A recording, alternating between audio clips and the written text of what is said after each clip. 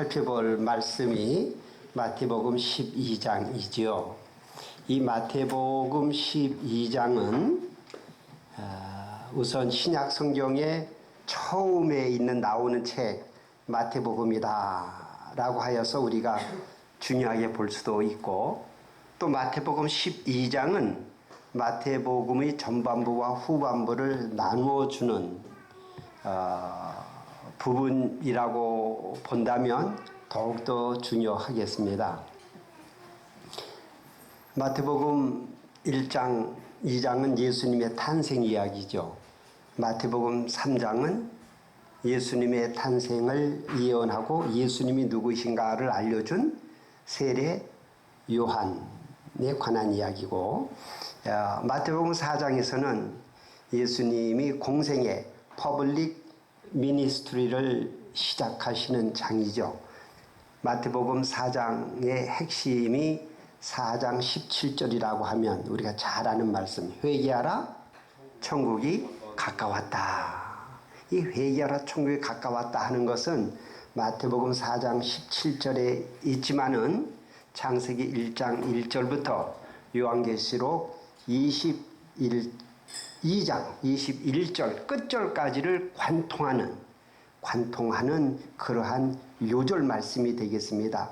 그런 의미로 우리가 같이 한번 큰 소리로 읽어볼까요? 회개하라 천국이 가까웠느니라. 시작. 회개하라 천국이 가까이 왔느니라. 이 말씀이 창세기부터 요한계시록까지를 꿰뚫는 말씀입니다. 때문에 마태복음 또 6장 33절에 가면은 너희는 먼저 하나님의 나라와 하나님의 의를 구하라.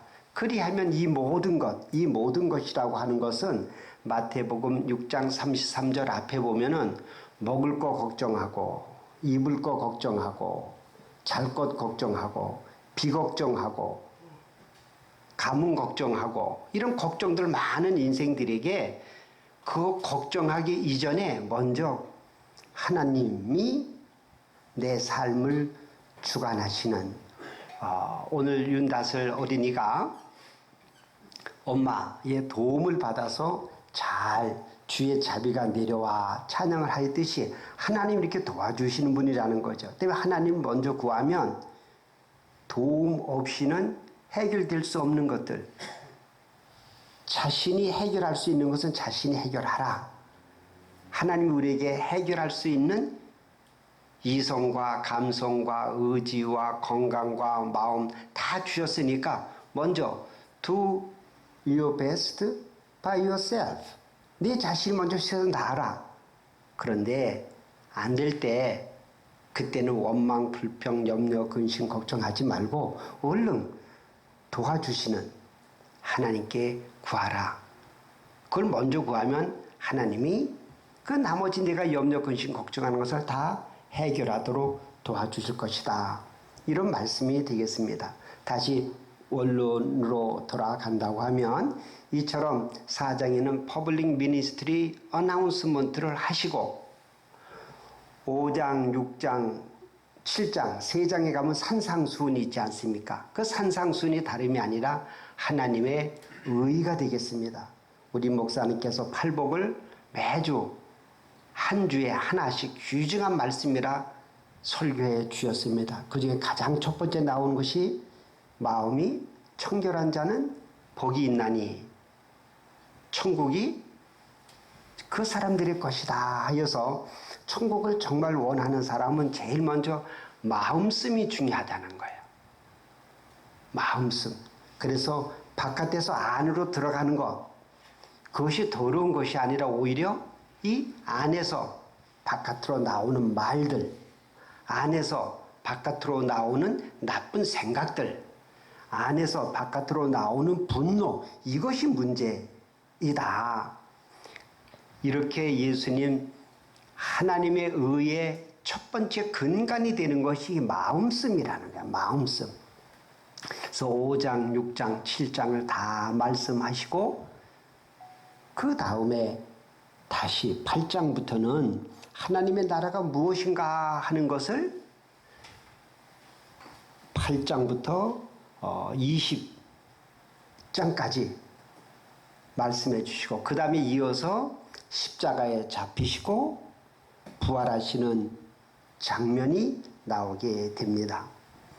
이처럼 마태복음을 제가 지금 말씀드린 관점에서 본다면 다른 관점에서 많이 볼 수 있지만 관점에서 본다면 마태복음 12장부터는 무엇이 되는가 하면 예수님의 가르치심으로 인하여 바리새인들과 갈등 구조가 이제 시작이 됩니다. 앞에 좀 한번 두고 보자. 이렇게 했는데 말하는 내용이 도대체 우리 바리새인들이 가르쳤던 건 다른 걸 가르치고 세상 말로 인기도 더 많아지고 나를 따라오는 사람이 더 이상 안 따라오고 예수를 많이 따라다니니까 바리새인들의 심기가 불편하였고 권위가 흔들리게 되었고 그래서 바리새인들이 오늘 2절 12장 2절 제가 읽을까요? 성경을 좀 펴놓고 계시면 좋겠습니다. 12장 2절 제가 읽겠습니다. 바리새인들이 보고 예수께 말하되 보시오 당신의 제자들이 안식일에 하지 못하리를 하나이다. 이렇게 예수님께 질문 겸 도전 겸 흠을 잡으려고 합니다. 우리 1절은 같이 읽어볼까요? 시작. 그때에 예수께서 안식일에 밀밭 사이로 가실새 제자들이 시장하여 이삭을 잘라 먹으니로 되어 있습니다. 요 그때라는 단어가 아주 또 중요합니다만 일단 1절에 보면은 안식일에 예수님이 밀밭 사이로 지나간다는 거죠. 제가 어제 제 고향 이천을 다녀왔습니다. 고향에 가니까 참 좋더라고요. 우리 돌아가신 큰형님, 우리 친구분, 천수 형님도 뵙고 옛날 이야기도 듣고 논에도 가보고 그랬습니다. 저희 동네는 밀밭보다는 보리밭이 많았고 보리 수확할 때 우리가 보리고개라고 하여서 보리 이삭이 나오기 전에 벌써 먹을 것이 다 떨어져 가지고 보리 쌀 나오기만 기대하고 있지요. 근데 우리 예수님은 아마 밀밭, 보리밭이야 밀밭 사이를 가시는데 제자들이 지금 어떤 상태입니까? 시장하다는 거예요. 배가 고프다는 겁니다. 제자들은 지금 이야기하면 실업자지요. 직업이 없습니다. 예수님 따라다니려니까 예수님이 뭐라고 말씀해 주십니까? 나는 머리 둘 곳도 없고 잠잘 곳도 없고 예수님은 무주택자예요. 예수님은 그래서 제자들을 파송하면서 먹을 거 주시지 않고 가다가 너희들을 잘 누가 대접하면은 그 집에서 쉬어라. 그래서 예수님의 제자들이 지금 배가 몹시 고픈 상태인데 밀밭 사이를 가다가 밀밭에 이삭을 땄어요. 꺾고 따서 비비고 후 불었어요. 근데 세 가지 행동이 당시의 안식일 법에 다 저촉이 되는 거예요. 이 꺾는 것은 추수법에 걸려요. 안식이랑 꺾으면 일한 거예요. 꺾는 자체가 일한 거야. 안 돼요. 그 다음에 비비면 이거는 탈곡을 하는 거야. 탈곡을. 그리고 그것을 먹으면 벌써 그 자체가 다 안식일 법에 어긋납니다. 그래서 바리새인들은 너희들 안식일법을 어겼는데 너희 선생님이 예수지. 선생님 책임져야 될 거 아닙니까? 제자들이 지금 안식일법을 어기고 있는데요. 예수님 당시에 사회 지도자들, 그 당시에 종교 지도자들은 정치 지도자들이고 경제 지도자들이고 사회 지도자들이고 법률가들입니다. 그 중에서 대표적인 사람들이 바리새인들이죠. 네 종류의 지도자들이 그 당시에 있었답니다. 하나는 바리새인, 두 번째는 사두개인, 세 번째는 열심당원, 네 번째는 에세네파. 이 바리새인은 특별히 법통의 법이요. 한국 법무부 장관, 법률관, 판사, 검사, 변호사에 해당하는 이 법조인들의 두 번째로 사두개인들은 법 해가지고 우리나라가 언제 로마 제국으로부터 독립되고 해방될 수 있겠냐? 우리가 빨리 로마 제국의 정치인들과 좀 결탁하자. 표도 많이 얻고 인기도 얻고, 그래서 우리 유대인들이 로마 제국의 식민지에서 해방될 수 있지 않겠냐. 이 정치를 중시한 사람이야.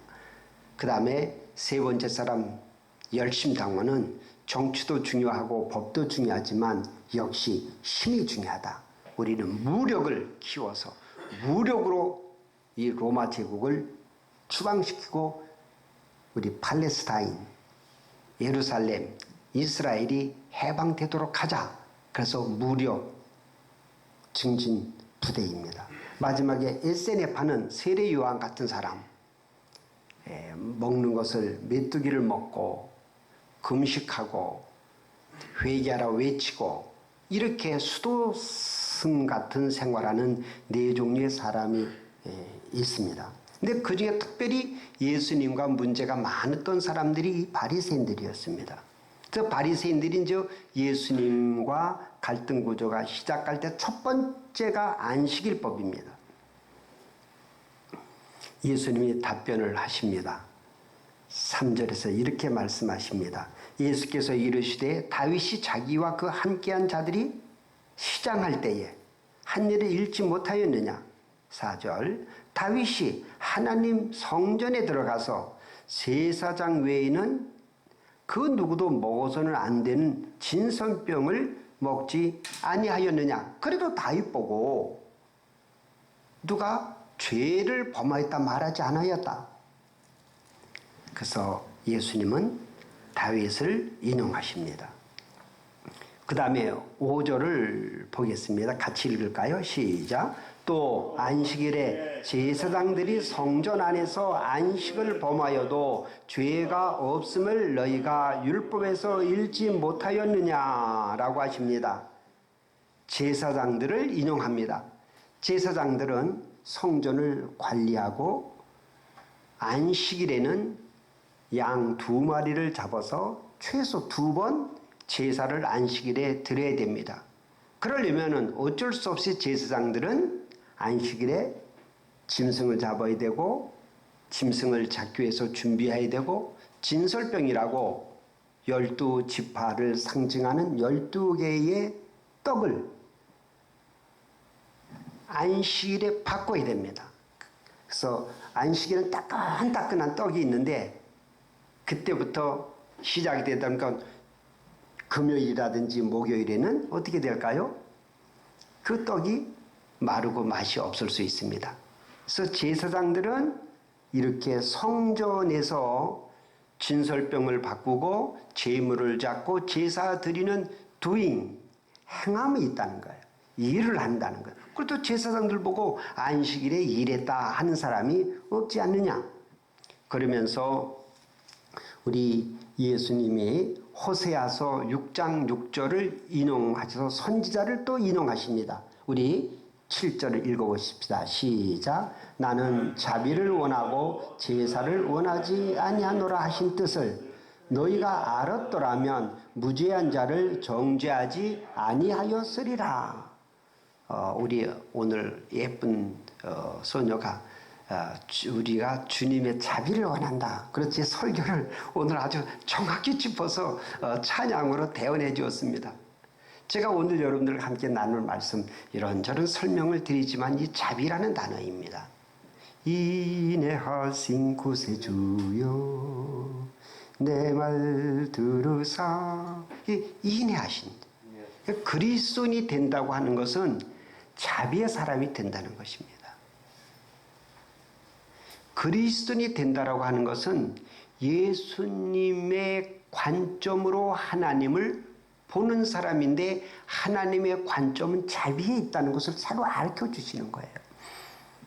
우리 12장 앞에 11장이 있죠. 11장 25절부터 30절을 제가 잠깐 읽으면서 그 자비의 뜻을 또 나누고자 합니다. 25절 그때 예수께서 대답하여 이르시되 천재주의신 아버지여 이것을 지혜롭고 슬기는 자들에게는 숨기시고 어린 아이들에게 나타내심을 감사하니이다. 이 어린 아이들은 어른들보다 더 어떤 의미에서 순진해요. 어른들은 자라면서 선생님으로도 교육받은 거, 내가 또 책을 본 거, 또 내가 어른들로부터 들은 이야기 등등으로 인하여서 이 순진하지가 못해요. 많은 후천적인 영향을 많이 받아요. 27절 같이 읽읍시다. 시작. 내 아버지께서 모든 것을 내게 주셨으니 아버지 외에는 아들을 아는 자가 없고 아들과 또 아들의 소원대로 계시를 받는 자 외에는 아버지를 아는 자가 없느니라. 아주 중요하신 말씀이에요. 아버지를 아는 자가 없다는 거예요. 아버지를 아는 자가 없다는 거예요. 제가 이제 나이가 70대고 고향을 가보니까는 아버지 생각이 나고 어머니 생각이 나면서 아버지 어머니에게 아버지 어머니가 연세 드셔서 외로웠을 때 고독했을 때 내가 그걸 몰랐어요. 아버지를 먼저 알아야 돼. 하나님 아버지를 알아야 돼. 하나님 아버지를 모르고 무엇인가 열심히 할 때는 로마서의 사도 바울이 말한 것처럼 너희가 열심은 있지만은 하나님의 뜻을 복종하지 않는다는 거예요. 너희들이 성전을 그렇게 중시하지만 성전의 의미가 뭐냐는 거예요. 너희가 번제, 제사를 열심히 드리지만 제사의 의미가 뭐냐는 거예요. 너희가 하나님들을 찬양하고 선교를 하고 하는데 그 의미가 무엇이냐는 거죠. 그래서 우리가 유대교가 있는데 유대교는 구약 전체 하나님의 말씀 무슨 관점에서 유대 민족, 유대 나라 이 아주 꽉 한이 맺혀가지고 유대인만의 하나님, 유대인만의 사랑, 유대 민족끼리의 하나됨 이렇게 나오지 않았습니까? 그것이 바로 유대교입니다. 그러니까 예수님이 오셔서는 유대 민족만의 하나님이 아니다. 전 인류의 하나님이시다. 그리고 이방인들 곧 유대인들이 아닌 다른 나라의 사람들의 하나님이시기도 하다는 거죠. 그런데 아버지를 아는 사람은 누구만 아버지를 아는가 하면은 예수님의 아버지를 안다는 거예요. 또 예수님의 심정으로 있는 사람들만이 아버지를 아신다는 거예요. 그래서 기독교라고 하는 것은 기독교는 다름이 아니라 기독이라고 하는 말은 한자고 우리 한글로는 그리스도이고 영어로는 크라이스트이고 히라보 원어로는 크리스토스고 구약의 히브리어로 하면 머사야, 메시아란 뜻이에요. 때 히브리어적인 발음 메시아나 히라보적인 크리스토스, 크라이스트, 그리스도는 다 같은 말이고 그 다음에 한자로는 기독이에요. 곧 하나님 아버지를 누구의 관점으로? 예수 그리스도의 관점으로 보는 종교가 기독교란 뜻이에요. 때문에 예수 그리스도의 관점으로 하나님을 보니까 그런 관점으로 뭘 안식일도 생각하라는 거예요. 유대인들 네 파, 바리새파, 사두개파, 에세네파 열심 당원에 공통점이 있어요. 공통점 뭡니까? 로마 제국을 추방하고 우리 유대 민족을 중심으로 한 다윗과 같은 왕이 나타나서 로마 제국을 멸망시키고 유대인들의 나라를 세우겠다는 것이에요. 조심스러운 표현이지만은 한 민족이지만 남한 사람이나 북한 사람은 한 민족이지만은 민족의 중요성을 우리가 본능적으로 경시할 수 없죠. 한국하고 미국, 한국하고 일본, 한국하고 베트남이든 축구하게 되면 이건 다 한국을 응원하게 돼 있어요. 대한민국 응원하게 돼 있어요. 그런데 우리 기독교인들은 그리스도인이 중심할 것은 민족 중심으로 가면 안 된다는 것이죠. 하나님 아버지의 관점으로 민족 의식을 넘어선 인류애를 가지라는 것이죠. 때문에 예수님께 제자 누군가 와서 묻지 않습니까? 예수님 말씀 너무 바쁘시네. 해도 좀 너무하세요. 어머니 마리아가 오셨고 여기 야고보 동생도 오고 이 동생들도 왔는데 좀 만나고 오시죠. 예수님 무슨 말씀하셨습니까? 누가 나의 어미고 누가 나의 형제냐. 아버지의 뜻대로 하는 사람들이 나의 어미고 나의 형제라는 거예요. 그것은 예수님께서 어머니가 나에게 필요 없다. 어머니 많은 여자들 중에 하나일 뿐이야. 그런 뜻은 결코 아닙니다.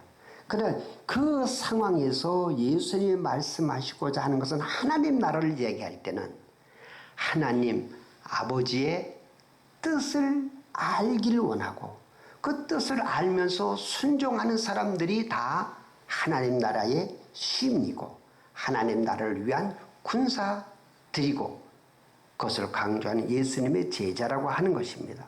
때문에 우리에게는 효도의 도를 다 해야 할 것입니다.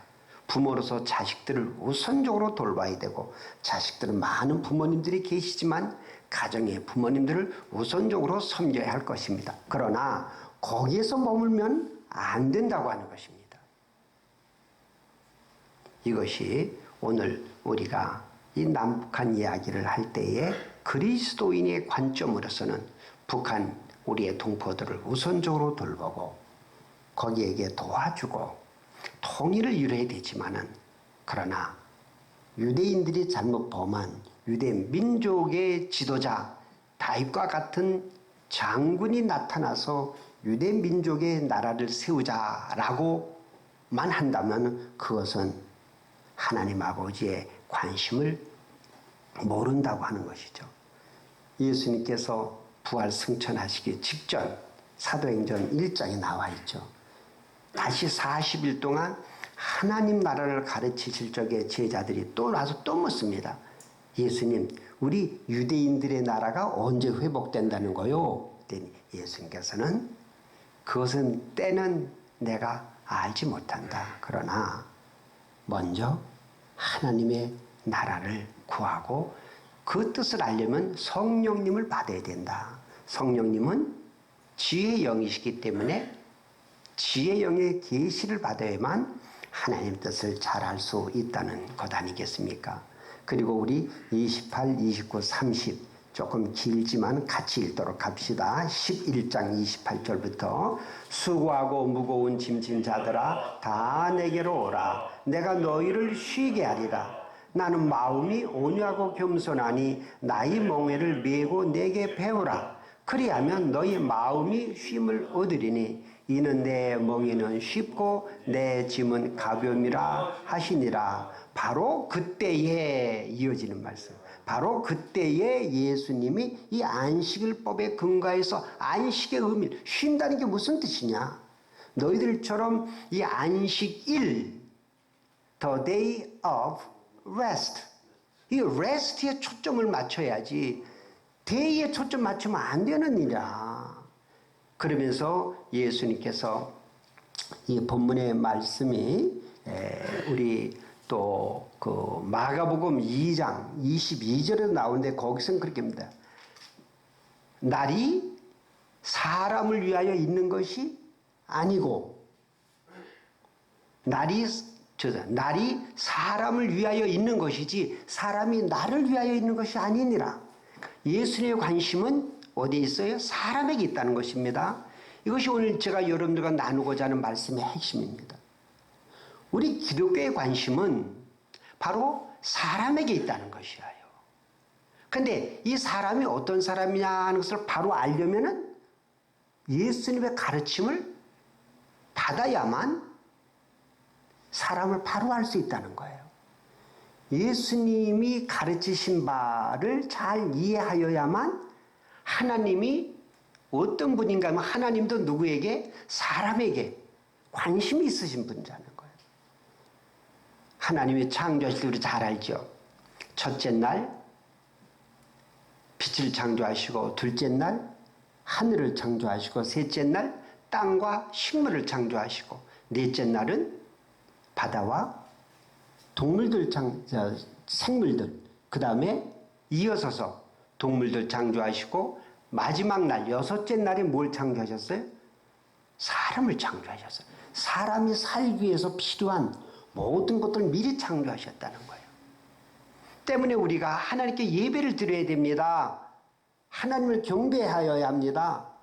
착한 일을 해야 됩니다. 등등 다 있지만은 중요한 사실은 유대교가 유대 민족의 나라에 관심을 갖고 있다면 모슬렘이 바로 폭력을 통하여서라도 다른 나라를 전복하여서라도 사람을 죽여서라도 여자를 무시하여서라도 이슬람이라고 하는 제국을 건설하는 것, 그것이 잘못된 것이에요. 우리에게 중요한 것은 바로 사람입니다. 한 생명이 온 천하보다 귀하시다는 거예요. 그러면서 이어지는 11절 말씀에 보면은 11절 같이 읽읍시다. 예수께서 이르시되 너희 중에 어떤 사람이 양 한 마리가 있어 안식일에 구덩이에 빠졌으면 끌어내지 않겠느냐. 사람이 양보다 얼마나 더 귀하냐. 그러므로 안식일에 선을 행하는 것이 옳다라고 말씀을 하시는 것입니다.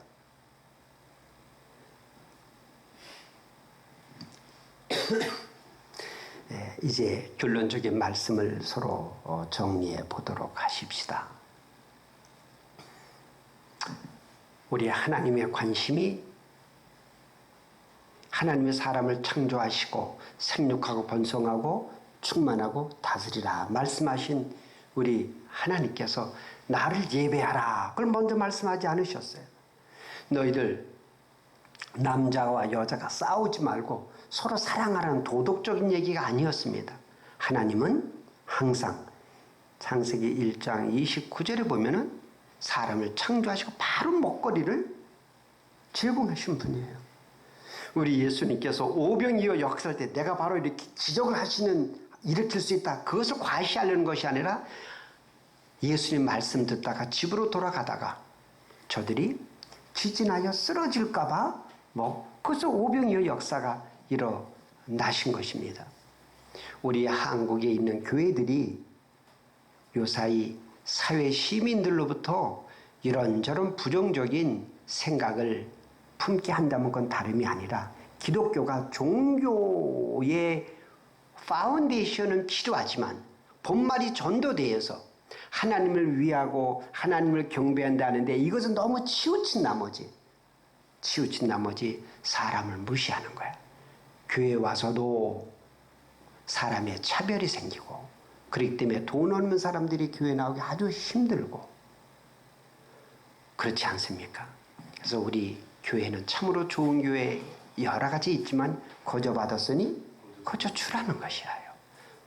우리 주기도문 맨 마지막 가면은 대개 나라와 권세와 영광이 아버지의 것이라는 거예요.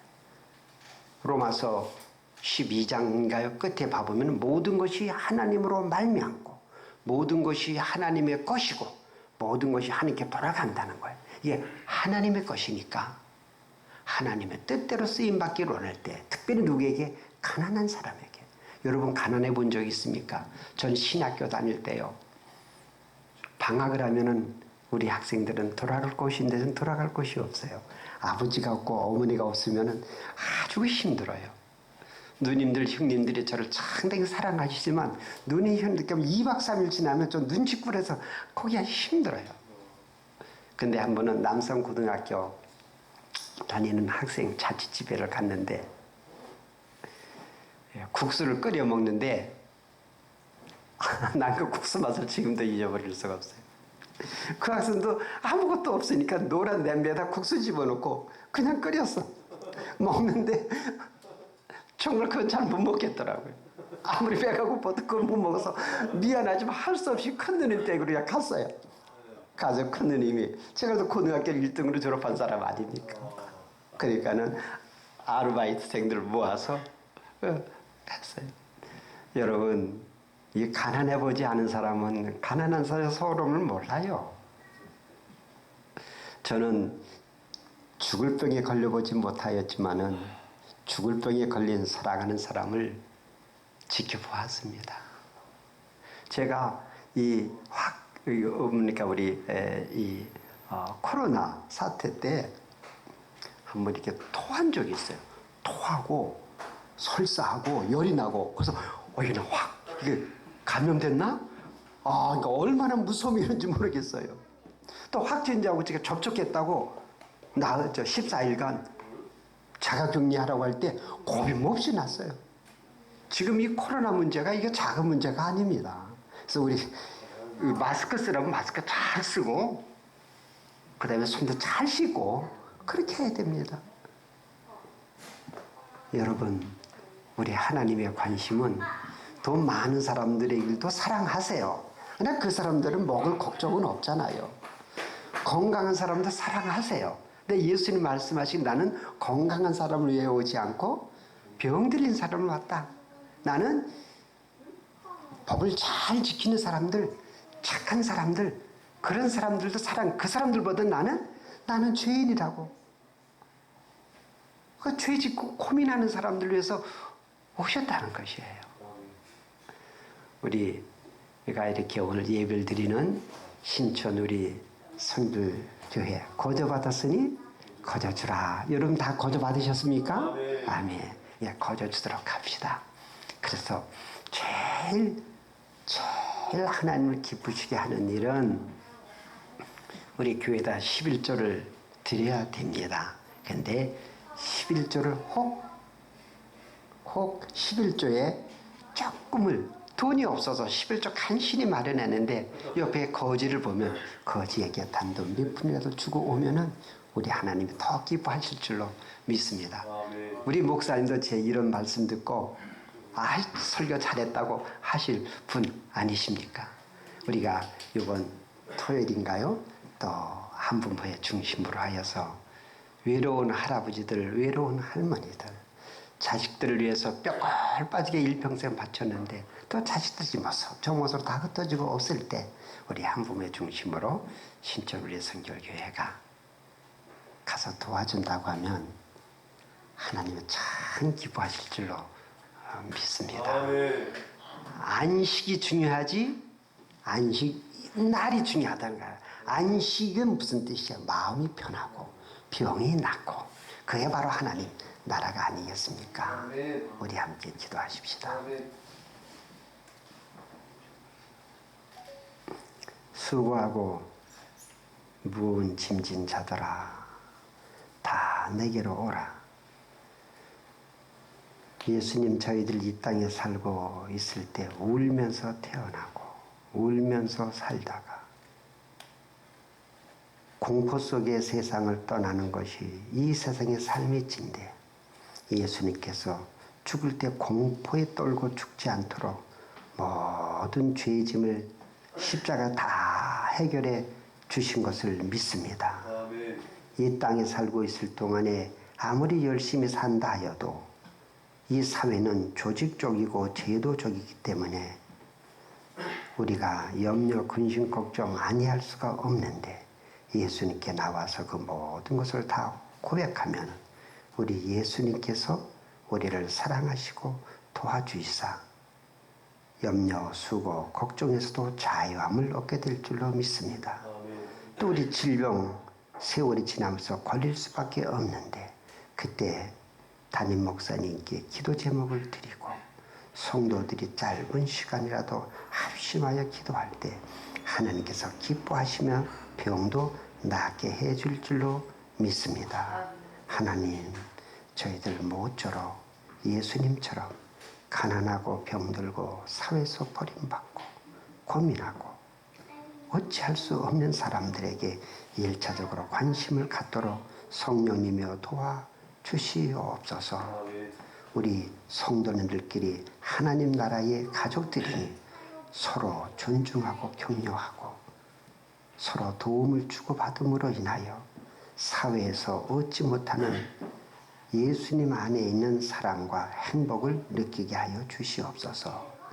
우리를 사랑하시되 변하지 않고 끝까지 사랑하시는 안식일의 주인이 되시고 평안을 주시는 예수 그리스도의 이름으로 기도하옵나이다.